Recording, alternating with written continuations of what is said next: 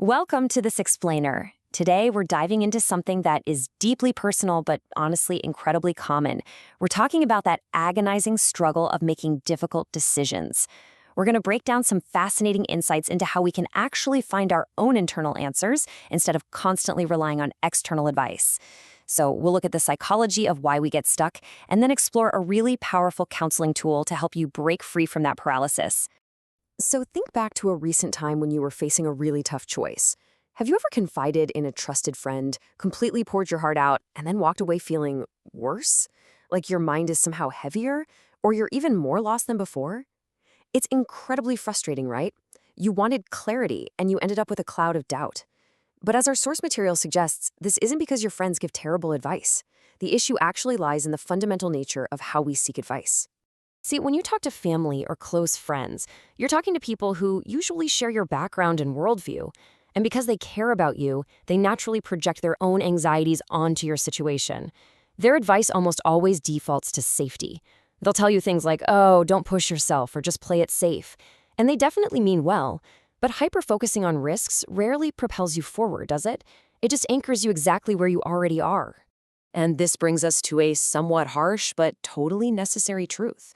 We really have to ask ourselves, what are we actually doing when we ask for advice? Are we truly seeking answers, looking for a genuine path forward? Or, and this is a tough one, are we just seeking insurance?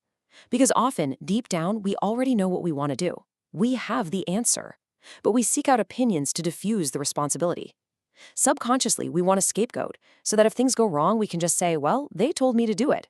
When our goal is insurance rather than insight, every piece of advice we get just chips away at our own self-confidence.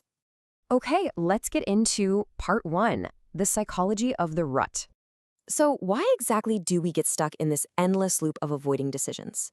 Well, when you're at the very bottom of a deep rut, it's super common to feel this overwhelming sense that no matter what you do, you just can't escape. Psychologists actually call this learned helplessness. It perfectly illustrates what happens when negative feedback and past failures take root in your mind. You start telling yourself, I just can't do it. But here's the absolutely crucial takeaway. This feeling of being trapped, it's just a subconscious habit. It is literally just a story your brain has gotten used to telling itself. It's not an objective reality about your capabilities. And that learned helplessness feeds directly into a really toxic cycle of avoidance behavior. The core issue keeping you stuck isn't a lack of ability. Not at all. It's a profound fear of failure and judgment. And that fear leads to postponing decisions indefinitely. But the most fascinating part of this whole cycle is what happens next. Without even realizing it, we often build relationships that encourage mutual inaction. We basically surround ourselves with people who also avoid risks, creating this echo chamber where doing nothing is heavily praised. Which brings us to part 2, the tool, the miracle question. Now that we know why external advice so often fails us, let's look at a concrete solution used in professional counseling. It's called the miracle question. I want you to really absorb this prompt. If a miracle solved this overnight, what would you do differently tomorrow? It sounds deceptively simple, but it's a real game changer. When you're deep in a rut, your brain is all tangled up in messy emotions. The miracle question acts like a bypass valve. By forcing you to imagine a reality where the problem is already gone, your brain skips right over those emotional roadblocks and focuses strictly on concrete, observable actions. So how do we actually build this into a practical exercise you can do right now? Well, first, pick one specific worry. Don't try to solve your whole life at once because that just scatters your focus.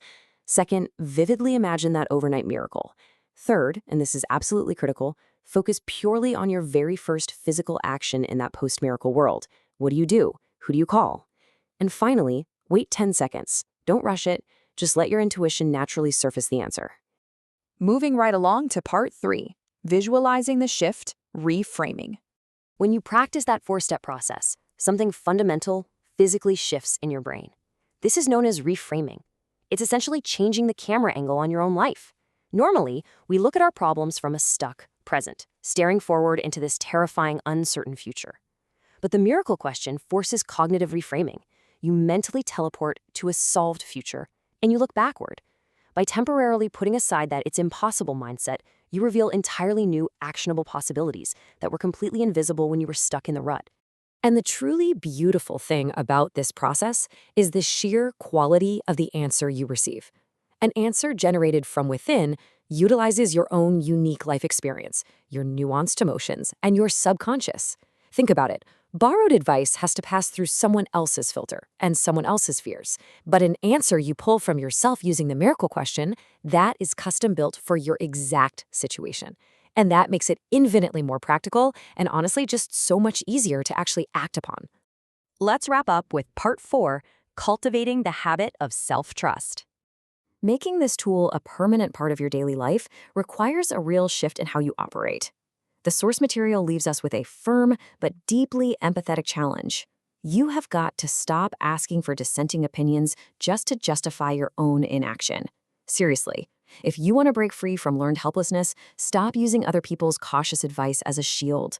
Stop collecting reasons why something won't work just to avoid taking responsibility. Because when you finally decide to take ownership of your decisions, even if you fail, the entire landscape of your life begins to change. As we wrap up this explainer today, I wanted to leave you with a final provocative thought. Think about the dilemma you're facing right now, the one you keep asking everyone about. Are you truly looking for a way forward? Or are you just collecting opposing opinions to give yourself a reason not to try? I challenge you today to put aside all that external noise.